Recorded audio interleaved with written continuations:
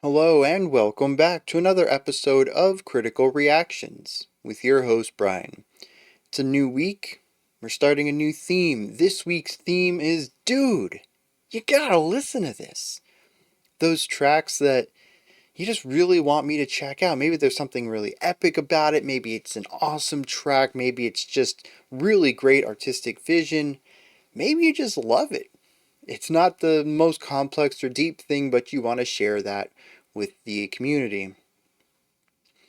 And so today, we're going to be checking out a band called The Elijah, which I don't think I've ever heard of before. The song is called In Misery. Let's dive into it and see what The Elijah is bringing to the table today.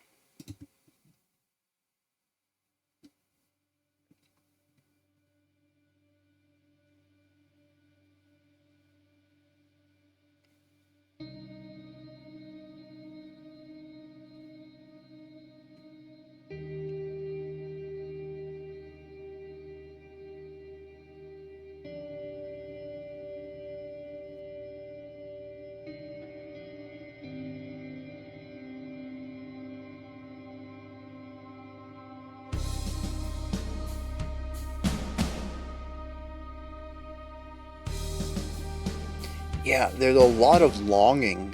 These notes just hang forever.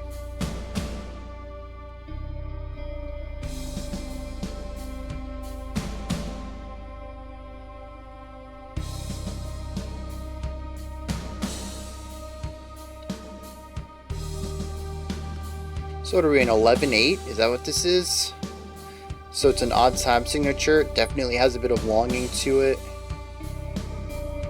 It's like 4/4 with 3 extra eighth notes in it. There's also something very melancholic.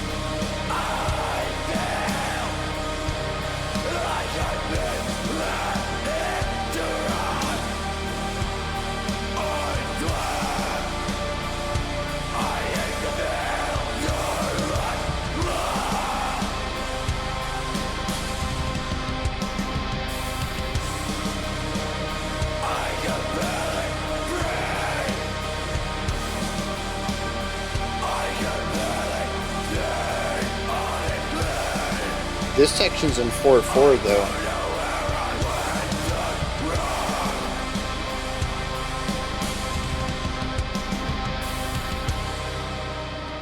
Even the rhythmic pattern in that 4/4 is a little off. It feels like it operates more on just 3 beats of main idea and then just an extra beat of fluff, a filler almost. Doesn't feel like it belongs there.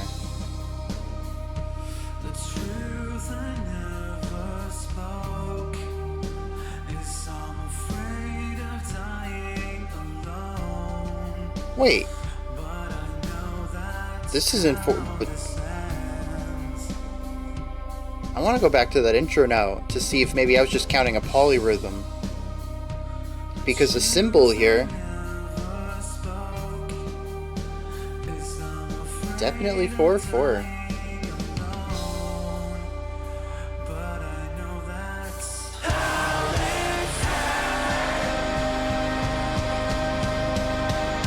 Yeah, the layered vocals there worked really well.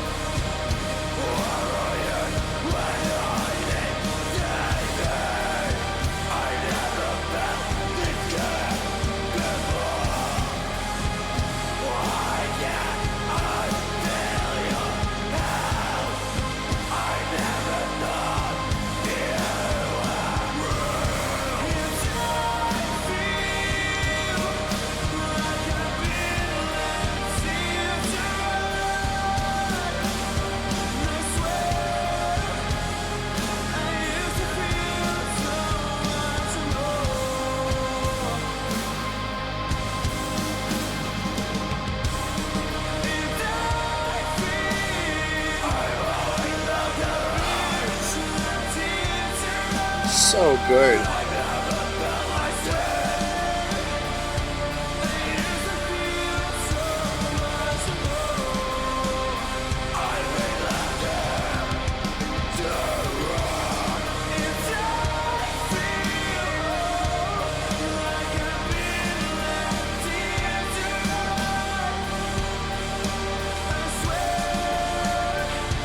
The bass and snare pattern here is interesting too.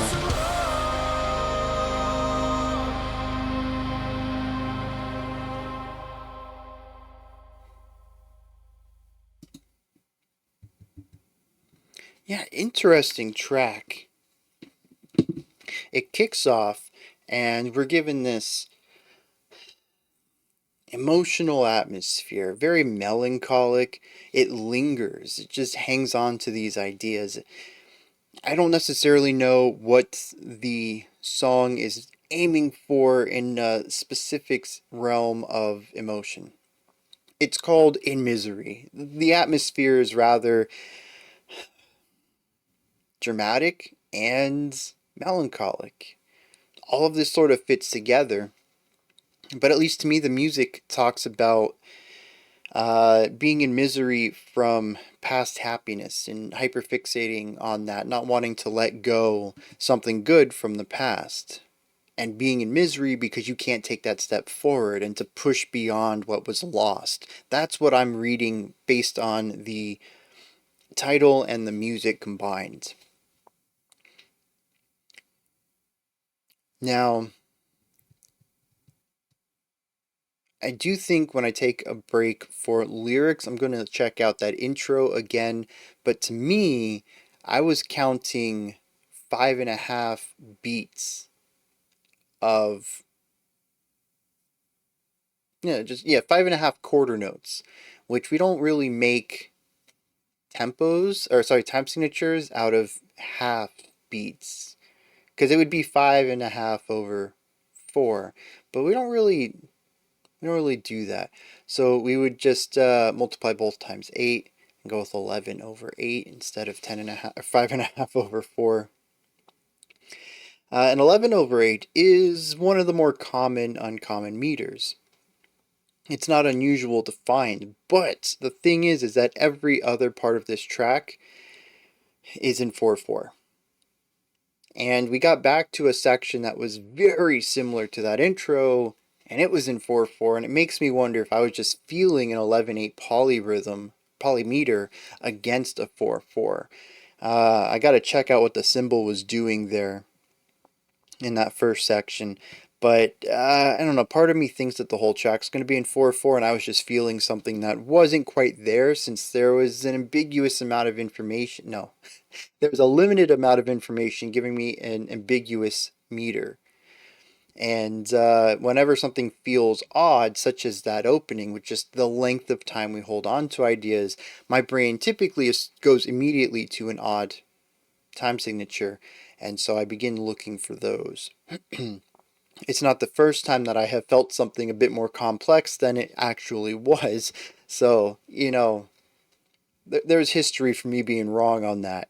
Or, I guess not necessarily wrong, but definitely not the authorial intent. As I've mentioned many times before, time signature is more of a guideline than a rule. You can write pretty much any song in any time signature and have it sound the same way. It's a counting device more so than a rule of structure.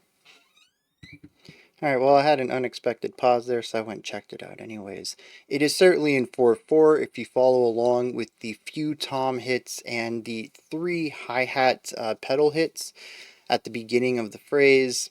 It's very clearly in 4/4. I have no idea what I was on about. But the idea still stands, though, is that we have this note held out, and then there's movement underneath it from the drums, and then the drums cut out for a couple of beats, and it allows this note to just hang over everything, as if the rest of the band, at this point only the drums, but eventually more instruments come in and they do the same thing where this one note is held, there's some movement under it, and then just that note for a couple of beats. It's like the band is ready to move to the next chord, but that note isn't. And it just hangs there and suspends in the air for so long. It is fixated on the idea. And that's where I get this concept of, um, hanging on to the past, not wanting to push forward and take that next step. Now, a lot of the melancholy in this track comes from the chordal work, which I think is really interesting here. First of all, we have the chord progression that exists throughout pretty much the entire track. I don't think that there's too much of a deviation from it. It is melancholic. It feels like losing something or someone. It is borderline elegiac, but elegiac, is that a soft? Because it comes from elegy, right? Which is, a song for those who have passed. But then when you convert it to be an adjective, would it be elegiac or elegiac? I don't know. This song though has qualities of being about something that is gone. That's what I'm getting at there. Vocabulary lesson failure. I'm just talking about the song, having feelings about this. What I find most interesting, though, isn't necessarily the chords themselves, which certainly paint a specific picture, but it's about how those chords are presented. The instrument that gives us the chords most prominently, the one that hangs on to those notes for the longest, is really high pitched. It's bright, it's kind of dull, but cutting. It's not quite like a flute, but just generally being in that higher range gets it through the rest of the song in a way that usually it requires a more piercing timbre. And so it comes off as a bit angelic, maybe even. There's a levity to it that isn't necessarily supported by the chord progression, which carries weight and heaviness to it. It's a really interesting contrast to give these notes and this feeling to such an instrument.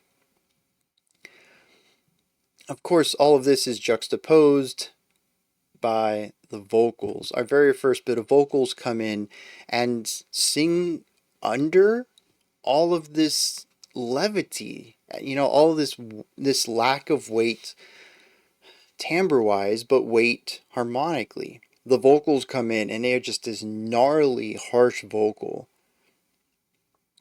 Definitely feels like someone in pain.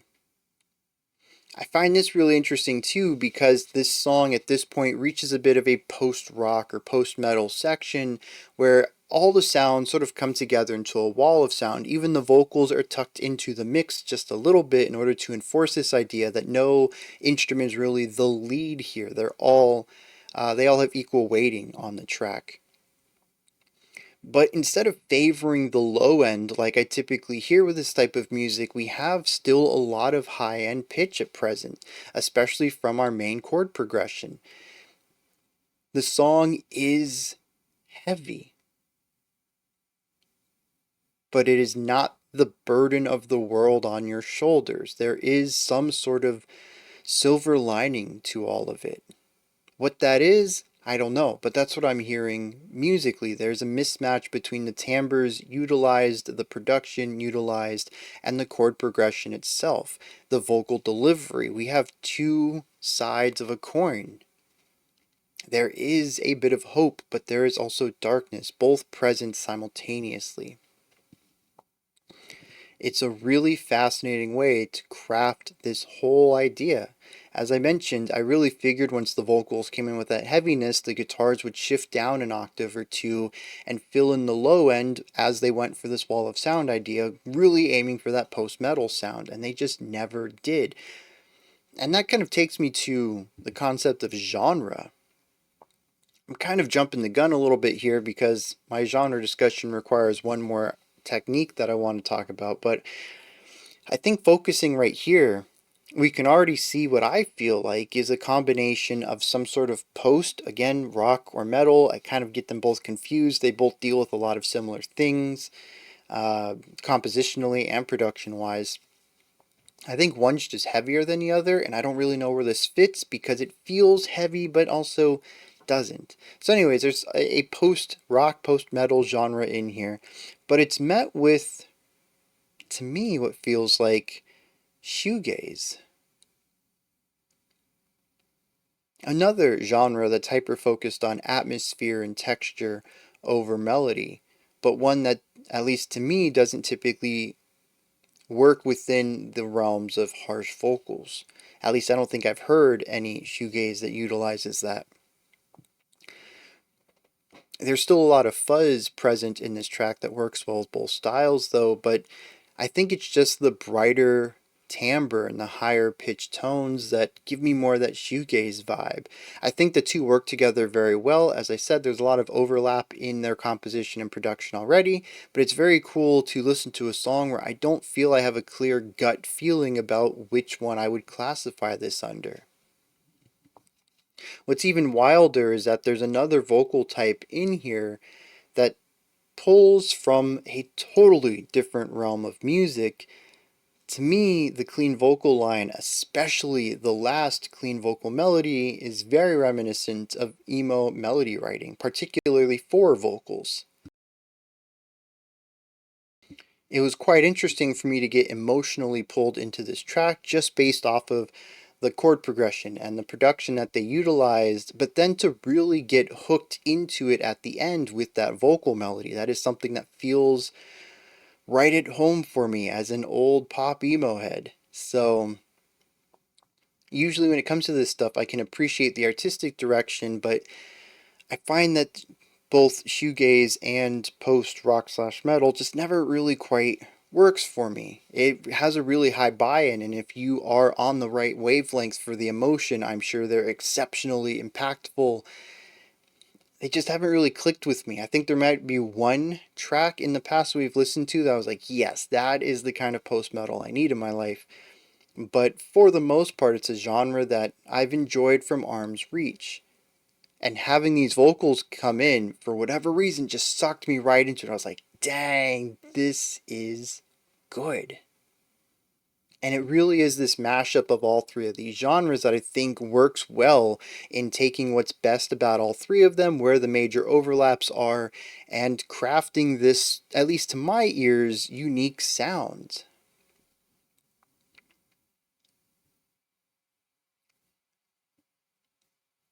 I guess I don't really need to talk about the vocals now, because that was really my only thing, was that the melody is very emo-like. So, the last thing I think I want to hit on before we head into the lyrics is the drum work.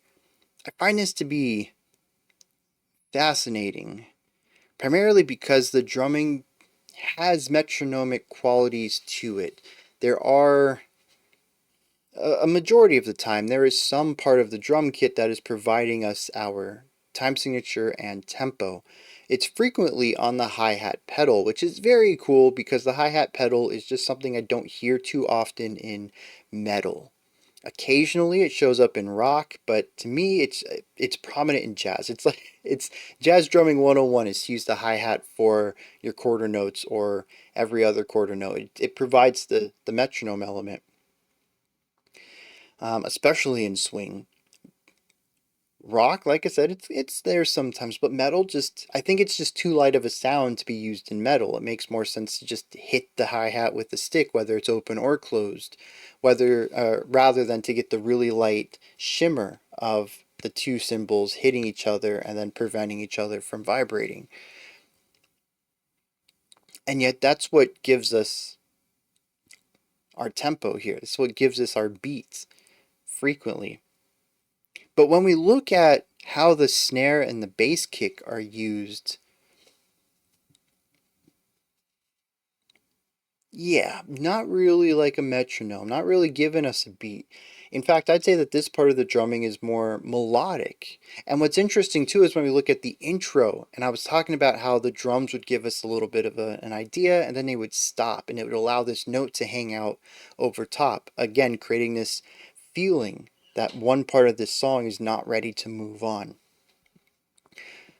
It almost feels like this drum pattern is cut short. We have this moving idea, a little bit of like eighth note run down the toms, and then it just ends so that we can hold this note out. It very much feels like the drums are a bit of a melodic quality to this song. Everything else is hyper focused on texture, but the drums are not. They're not even focused on rhythm most of the time. They're there creating interesting patterns. particularly at the very end of this track, while the hi-hat is keeping that, I don't remember if it was quarter notes or every other quarter note, it was giving us that beat though. You listen to the snare and the bass kick, and I couldn't really find a pattern to it.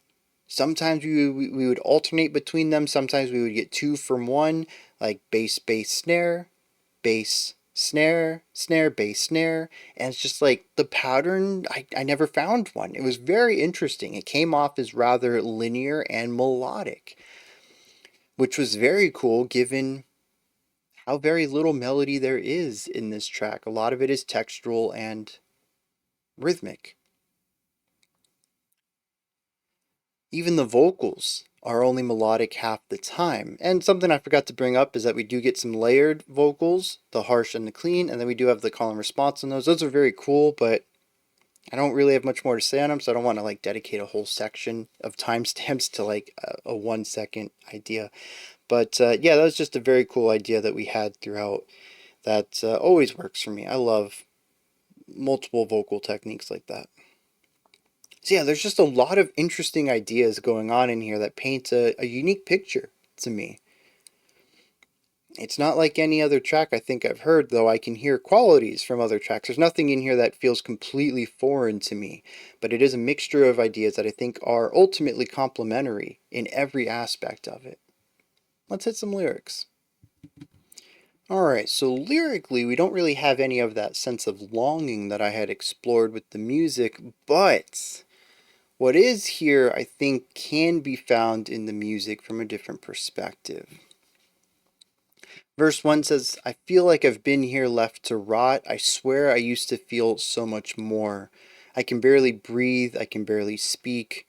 I don't know where I went so wrong. Verse 2 furthers this. It says, the truth I never spoke is that I'm afraid of dying alone, but I know that's how this ends. We have somebody who needs help. They are down on their luck. They've hit rock bottom. They need some assistance in getting back up, and they don't have it. They feel completely beaten down. They're out of stamina. They don't have the willpower to try again. Verse 3 repeats a little bit of the same stuff that we had in verse 1 and 2. It's remixed a little bit. However, there is a new line here. A couple of new lines that started off anyways. It says, where are you when I need saving?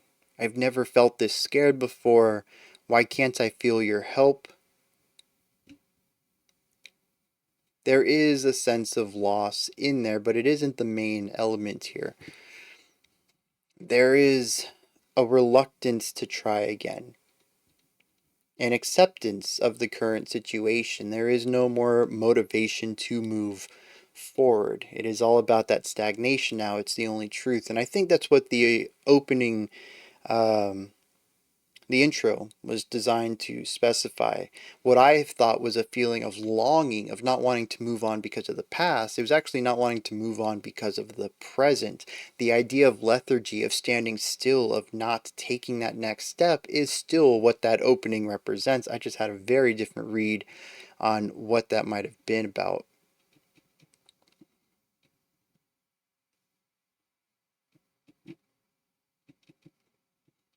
But yeah, I mean, the lyrics fit the title in Misery. I think musically it fits that as well. I didn't really find any of that glimmer of hope. I still find it really interesting that they use those higher pitched, they use the brighter timbres with the higher pitched tones in order to convey this, where I think the weightiness of it all, and the absolute dread of dying alone and not really feeling that there's any way to avoid that impending doom that just crushes somebody, would have been more present with a more traditional post-metal sound, really favoring those lower end pitches.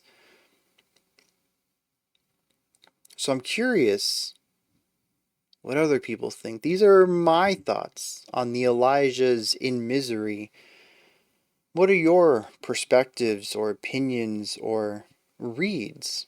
Particularly maybe even just about why the sound of the song favors that sort of brighter feeling that pulls some of the weight off of the track, where lyrically they don't explore that at all.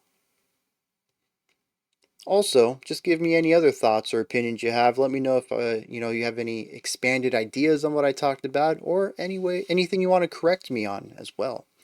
Put all that stuff down in the comment section. Above that, in the description box, you'll find a link to Linktree. It takes you here. You can find links to my music, ways to support the channel, a link to the Discord server, and so much more. Above that, if you could, like, subscribe, and ring the bell, I greatly appreciate all three of those. That wraps it up for this one, but we do have another track coming up next. Otherwise, I'll be back tomorrow. We're going to continue on with this week's theme of Dude, you gotta listen to this. Until next time, remember to be critical, not cynical, of the music you listen to, and have a fantastic morning, afternoon, or evening, whenever you choose to watch my videos.